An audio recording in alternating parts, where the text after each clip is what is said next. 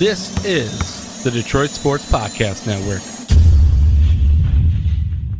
My top 5 reasons why Michigan will beat Ohio State again, and this time in Columbus in November.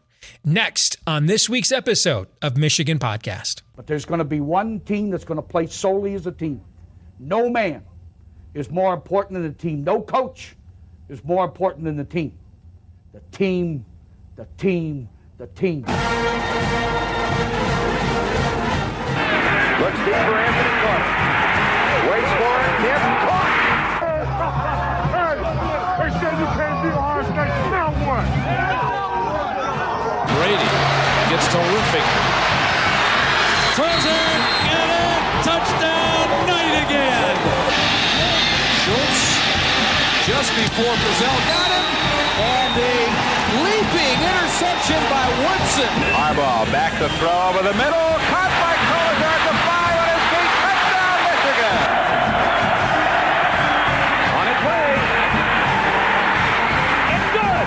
He's 5'7", 179 pounds, a junior at Michigan. But Jamie Morris packs a wallop, and he delivers for Bo Schembechler. And here's your first play. Pressure coming. Sack. It is Glenn Steele, number 81, who fought his way through the traffic. Option. And Robinson calls his own number, and he's going to score. Oh, an easy touchdown for Robinson and Michigan.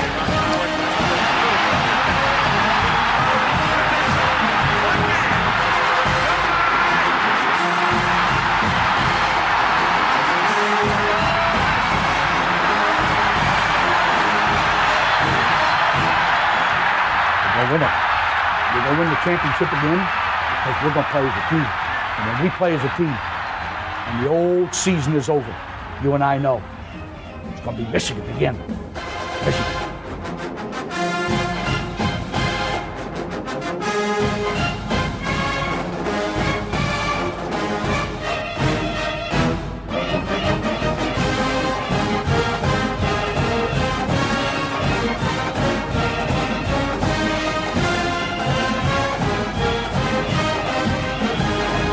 Go Blue, I'm Steve Deace, and welcome to this week's episode of Michigan Podcast. Well, the season is less than 70 days away. Big Ten football media days are just over a month away, July 26th and 27th in Indianapolis. Fall camp will start around the conference and around the country. Shortly thereafter, the college football preseason magazines, Lindy's and Athlon's, are on shelves. Phil Steele's is following behind here very shortly. In other words, now that we are officially into summer, football season is just around the corner. So let's fast forward, shall we? I'm going to list for you my top 5 reasons why. Last year was no fluke, and Michigan will beat Ohio State in football again, this time in Columbus for the first time since the Drew Henson game in 2000, 22 years ago. Let's lay these out, beginning here. All of the pressure right now is on Ohio State. I mean, it's like Michigan didn't even win this game last year. Didn't win the Big Ten. And at least some of this pressure Ohio State is putting on itself. And we'll get more into this with our number one reason here in a few moments. I got to tell you, the amount of complaining and whining about losing one game in 15 years to your rival, it comes across as kind of, well, it's a word that starts with the letter S. I'll spell it out again a little bit later on with our number one reason. But this is self-induced pressure. And then it's media-induced pressure. I mean, it's Ohio State's supposedly the biggest favorite in any Power 5 conference. Really? Really? I mean, okay, I guess. I mean, I can't recall. And I think if you guys watch and listen to Michigan Podcast on a regular basis, you know that there's not a lot of things in life I'm really good at. Recall is one of them. I cannot recall a Big Ten champion that had less regard the following season about following up than Michigan. And we're not talking about, by the way, like a surprise team. It's not like Purdue got hot with Drew Brees and won it last year and everybody's like, well, he's gone now, we're moving on. It's friggin' Michigan. It's Michigan, for God's sakes. More championships in this league than any other program has. There wouldn't even be this league without Michigan. We founded the league, guys. So I like that. It helps keep the eye of the tiger, keeps the chip on the shoulder, keeps the edge. The pressure's off Michigan, and they're being discounted again. My next reason why I think Michigan will beat Ohio State again in Columbus in November is Michigan is actually deeper and more explosive than it was last season. I have been consistent with this all along. This was actually the team that was expected to compete for the championship. The best talent on this team is in the youngest two classes.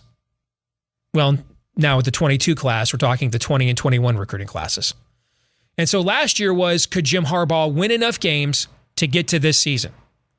That's why when they were brought back against a lot of people's wishes, including my own, if I'm being honest, that's why they were all given 2-year contracts, because this was the year that was expected to be the run for the roses or the drive for the playoff.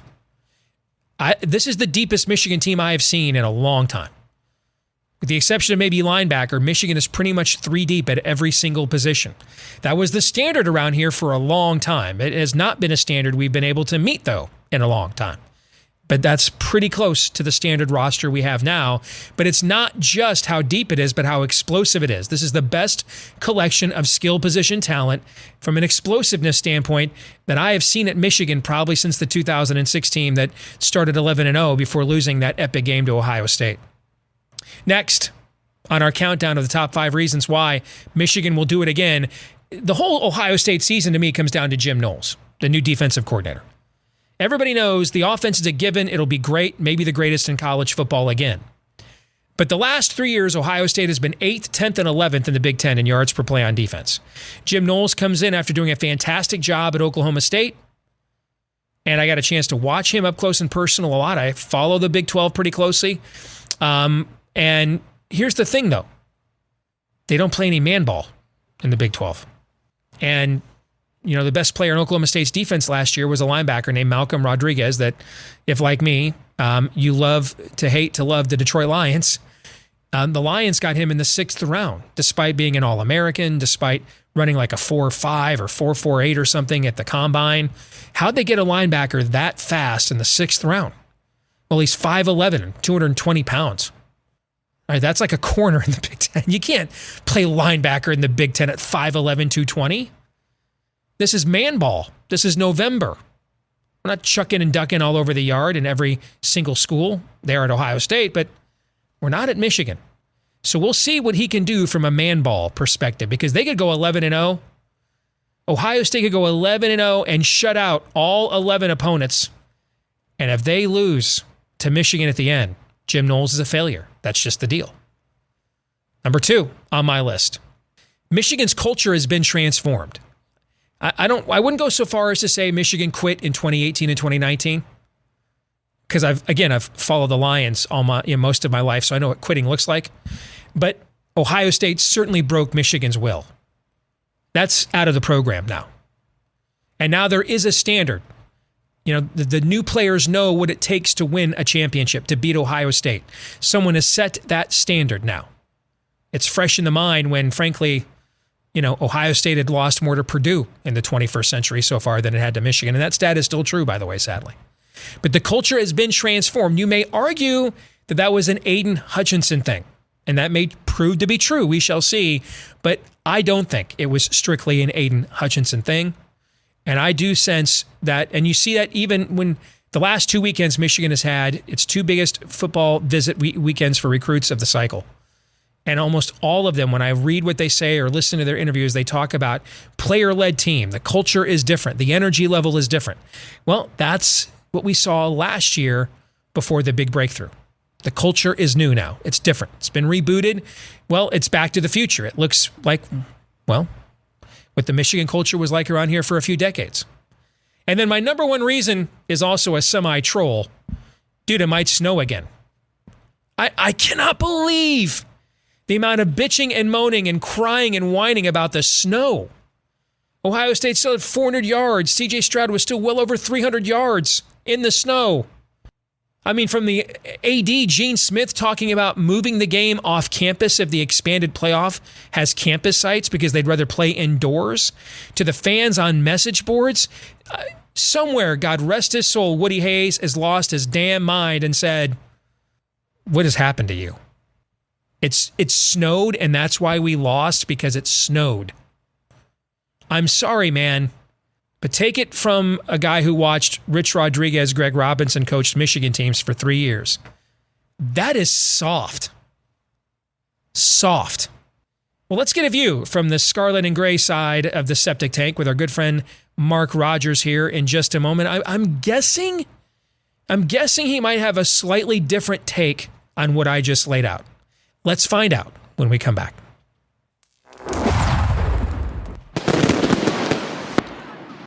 Well, I am sure he will have some reaction to what you just heard. Mark Rogers here with us. The voice of college football has himself a fantastic channel right here on YouTube, which this is the time of year you especially want to be tuning in, get ahead of those markets, get a lot of good information from correspondents covering teams all over the country. And when he's not being an objective and very informed college football analyst, he is a raging, raving bucknut, but mostly reasonable. Good to have you back here on the 10-Minute War. Mark Rogers, how are you, brother? I tell stories a lot, Steve, of the raging and raving back when I was 15, 20, 25. A lot less of that, but maybe you'll get a little bit of that today. And now that I've set up the helmets, we're doing a horrible job here, because I was blocking the beautiful scarlet and there we go. Nice. Very nice. Well played. So I've laid out my top 5 reasons why I think Michigan will do it again in November. And I'm actually putting together my preseason preview I've been doing since I was a sophomore in high school every year, which is basically a projection of the season. I'm putting it together right now. It'll be out sometime in July. But I've laid out my 5 reasons. I'm going to go through these one by one and let you respond. All right? So my first reason is I just think number one, all the pressure right here is on Ohio State. I cannot remember a time that a team was the defending Big Ten champion and it was like it never happened. No one cares. It was a blip. Everybody's moved on. There is no pressure on Michigan at all. There is an accepted offseason narrative, conventional wisdom that this was just a one-off, and Ohio State maybe is even the preseason number 1 team. And I mean, I've heard several sports handicappers say they're the biggest favorite in all of the Power 5 leagues. I don't know, man. I'm pretty good at setting power ratings, and as you pointed out, I got a pretty decent record using them over the years. My power ratings don't say that at all, actually. But do you think there's any justification to that first point I just made? I think there is justification. So there's a lot of working here. So there are expectations when we think about, okay, internal expectations. We all have expectations of what we expect of ourselves on the job. And so you hear great coaches talk about that all the time, and great players. We don't care what the outside is expecting of us. We have our standard. Then you've got the outside fan base. Then you've got the media component of all of it. And they all seem to be on board with Ohio State's the number 1 or 2 ranked team in the country, and they are there. That's who they are, all the preseason publications. And yes, Michigan is largely dismissed, although 6th in the country by a couple of publications I picked up this week. Lindy's and Athlon's is not too bad. But I'm on board with the pressure aspect of this, but I don't think Ohio State has ever responded negatively, for the most part, to the pressure of expecting championships and national championships. What I find interesting is when you talk to Michigan fans, or at least the Michigan fans I speak with, which isn't nearly as many as you, but it's quite a bit on my channel, they're still in this mode of, man, we love that Big Ten championship. We cherish that Big Ten championship, and we want to gun for another one. But they're a lot more reasonable. Ohio State fans, man, it's national championship or bust. Well, that goes to what I said. What I also said before you came on. Some of this pressure I'm talking about is self-inflicted. It's like they expect like a 3 or 4 touchdown win against Notre Dame right out of the gate. Right. Like that's the score. Those are the scores I'm seeing from Ohio State fans. The emotional portion of this that I'm more concerned about concerning Ohio State is not the expectations or the pressure, but it's the doubt. Has doubt creeped in? What happened last year? If they go down by a touchdown in the first quarter, is that going to be more of a factor? Are they going to be able to do what they've done in the past, i.e. the Clemson playoff game, the second playoff game, and take that motivation and fuel them? Or is it going to work against them? All right, my next point that I raised before you came on is, and you'll vouch for this, I've been consistent about this the entire time, that this was actually the season that Michigan, from an administration standpoint, expected to compete for the Big Ten championship, and that last year was just a hope, could they win enough games to get to this launching or get to this vantage point. Michigan, I think, is absolutely deeper and more explosive than it was last season. I think it's the best collection of skill talent that Michigan has had since at least like 2006, the last great run under Lloyd Carr, and we're going back a ways now. So I think Michigan is absolutely deeper and more explosive than it was a year ago. Steve, this comes up all the time. And I vouch for you and your show. I love you like a brother. I love what you do here. But and I have stated it directly to you, and I have stated it to all sorts of other contributors out there on other shows. And I've said, man, Steve Deace, phenomenal stuff that he does. I love it. Love his metrics. He's on. I'm not getting this. Michigan is more talented than Ohio State. I didn't say that, by the way. I said it's better, it's more talented, it's deeper and more explosive than Michigan was last season. I'm comparing Michigan to Michigan, by the way, but go ahead. On your points today, correct? Yeah. Yes. But your My previous metric did have Michigan slightly deeper than Ohio State by like 3 points or something, but yes. I don't see it. Losing the type of players that Michigan lost from last year's team, we don't have to go through the lineup. We go through it all the time. I don't see it. And obviously, when you've got a great program, you lose great players all the time. And you have to get to that point where you are just reloading. And maybe Michigan's at that point. Ohio State is usually there. I'm just looking at recruiting rankings over the past 4 seasons, and I'm seeing Michigan 12, 13, 12, 10, 247 Sports. Ohio State 4, 2, 5, and 7. And I think the transfer portal has had very minimal impact on either one of these programs to date. Would you agree concerning Michigan's roster? For Michigan, I would agree. For Ohio State, there has been more departures in the secondary, for example, the Quinn Ewers situation, for example. For Ohio State, I think it's had more of an impact on the way out than it has had for Michigan. But Michigan will never be a huge player in the transfer portal because it has ridiculous admission standards for transfers. That's why basically it's an Oluwatimi, Cam Good kind of a grad transfer who's already has their undergrad degree. But for the most part, I mean, the way Ohio State recruits, I don't think it's like a takeaway, but I do think more guys have left Ohio State than Michigan by my numbers. Yeah, they've lost a lot of talent that could have produced for them. Jamison Williams, phenomenal player, of course, at Alabama, but little at Ohio State. So it was not productivity that was lost from the team. Same with Quinn Ewers. Ohio State has lost little. The transfer portal hasn't affected these recruiting rankings, and that's my point, is that the recruiting rankings are extremely valid with these two programs. And as I pointed out a few weeks ago, those positions in the recruiting rankings are not all created equal.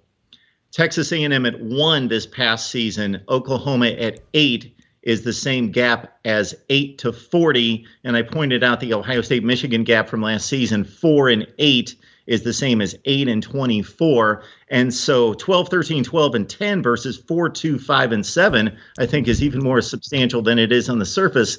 I think Ohio State's flat out a more talented team. Let's get to the next reason I raised. Jim Knowles. I mean, I know a lot about Jim Knowles. I mean, I used to own an Iowa State fan publication. I've known the Iowa State athletic director for 20 plus years. I've got a lot of friends close to that program. So I followed the Big 12 quite a bit with where I live. And he took him a while. He eventually built it up to a very good defense at Oklahoma State, but that is not a man ball league at all.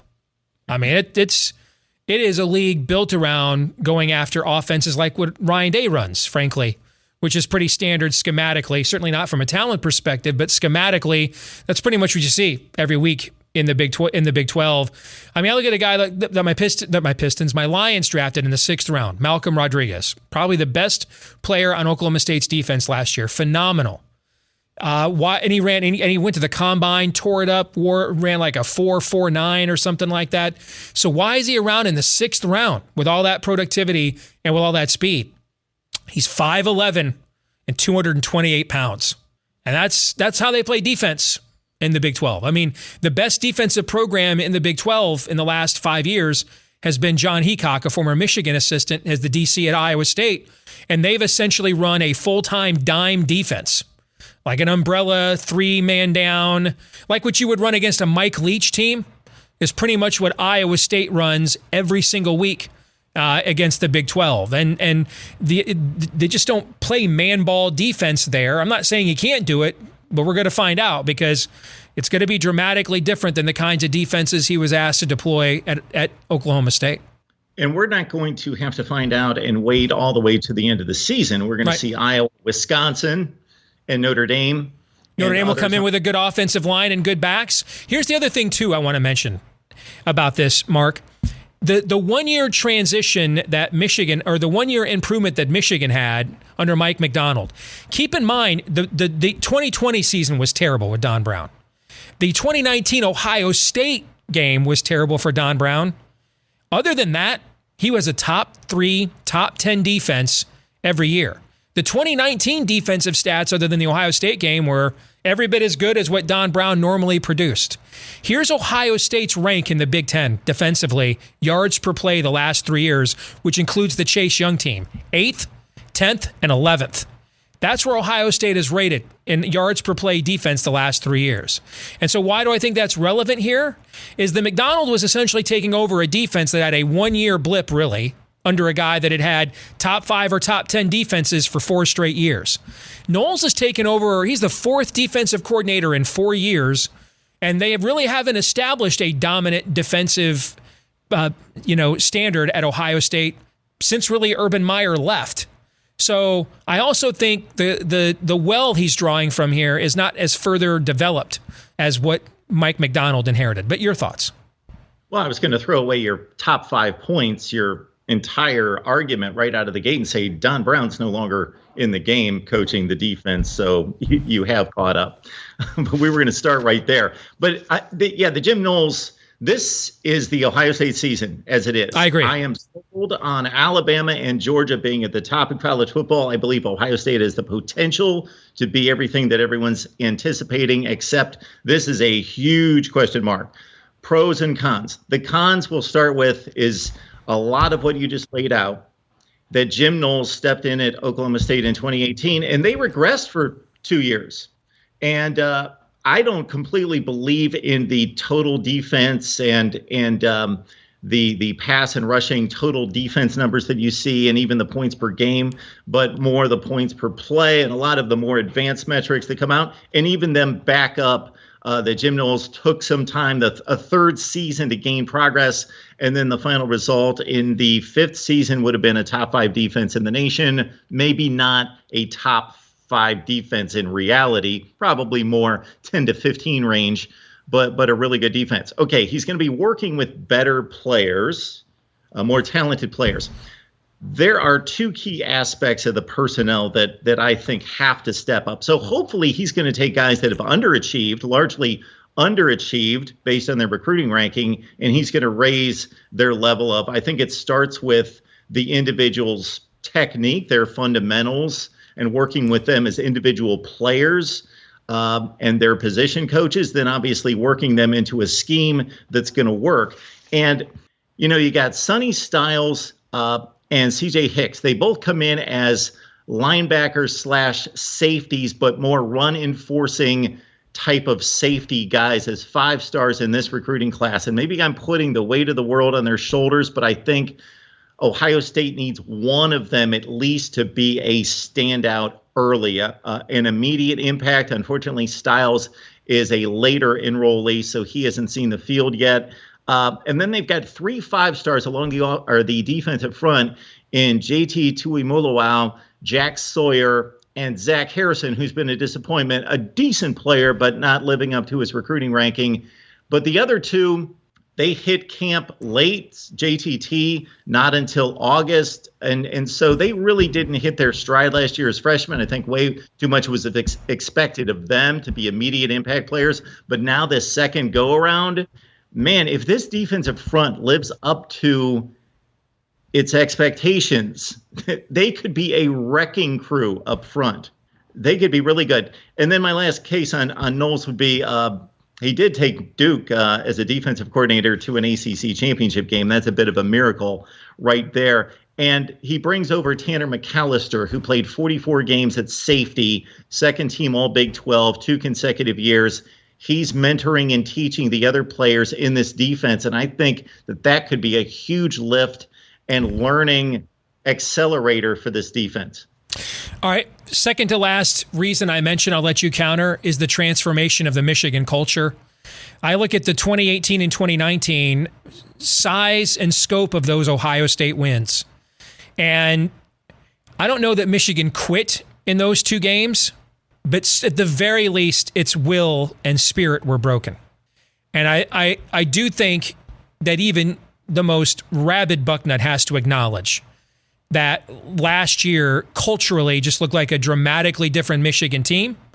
It looked like when Harbaugh first took over, it looked like really what, Michigan frankly looked like for, from 1969 to 2007, basically. Maybe their personnel some years was better than others, but culturally, that was the expectation, performance level, fight level, cohesiveness level of a Michigan football team that was kind of lost here for the last decade plus. Now, you could argue, if you want to say, hey, Aiden Hutchinson's a huge part of that, and so the jury is still out on whether that'll be retained with him gone. I mean, I'm okay with that, but you have to, I think anybody would acknowledge that on a cultural level, things were just dramatically different at Michigan. Even you mentioned you picked up the Athlon's football preview. I mean, the anonymous coach quotes analyzing Michigan in there. Hey, it looked like Michigan again. The way they played, the violence on film, they hadn't looked like that the last couple of years. So I don't think, even though it's a big revenge spot, clearly for Ohio State, the moment I don't think will be too big on a cultural level for this Michigan program. And I'm not sure that wasn't the case like in 2018 when they just ran right out of the stadium with the Big Ten championship on the line.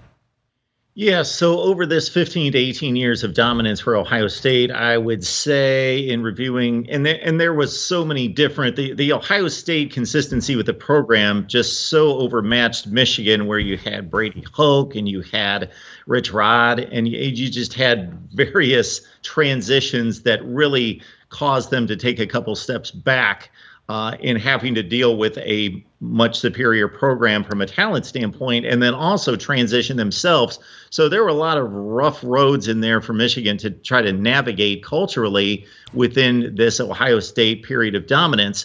So, and I would say, I don't have to guess, we both know the scores through the years. About a third of those Ohio State wins were blowouts. And so we are probably largely past that. It's just been an anomaly, aside from the bad Michigan teams of the late 2000s, 2008 to 10 range, that Ohio State would go out and stomp Michigan by 4 touchdowns. It's just, I think we're past that on a semi-regular basis. So you can speak to the Michigan culture. I believed it. That was the large talking point for both of us throughout the offseason last year, and we got our answer. And it's a different program and a different team than it was. And it wasn't broken before that. Maybe broken against this team on the last weekend in November, but going 9-3 range, 10-2, largely under Jim Harbaugh, it wasn't broken to begin with under him. Final reason, the game's still in late November, man. It might snow again. I got to tell you, I have just been... I now understand what Ohio State fans meant for the longest time, where they were like, we really miss you guys being good. I kind of viewed it as condescending for a long time, mainly because I was just bitter. But I kind of get it now, okay?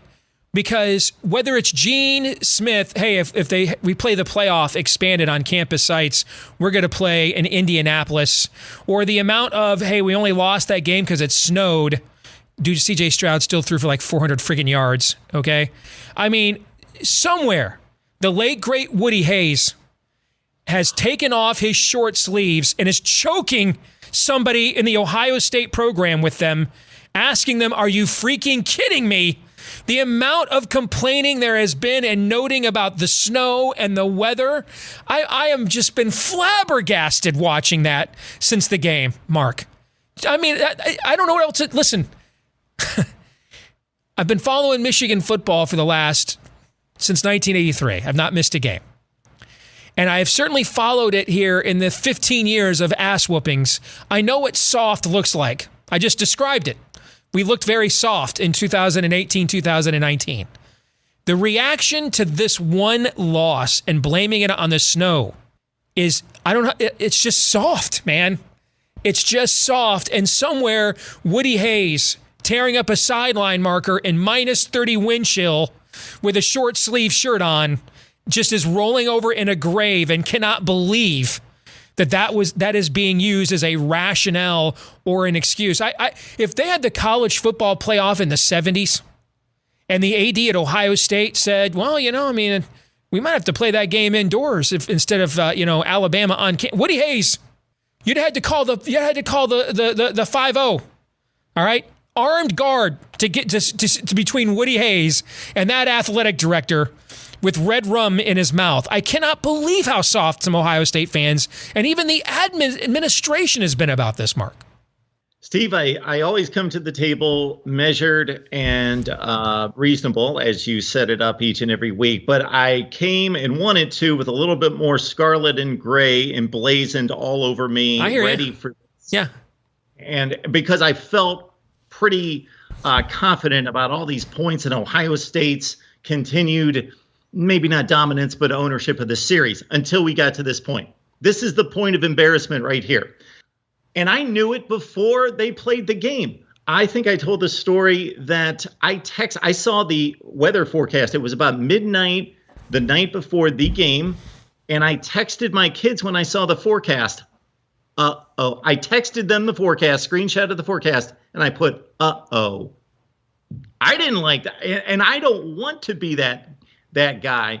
And that's not an excuse. That is a mark, a slam against my team, my program. Exactly. I only wrote down one word to this point, and I wrote down Woody. I did the same thing. I thought Woody Hayes would be embarrassed. This is ridiculous. So I got a few years on you, Steve. And so I saw Woody coach 3 of these games, all losses, of course, to close out his tenure. But still, if you're a true football fan, and the game has changed considerably, the rules have changed, the passing game, the proliferation of spacing and all that, but it's still a man's game.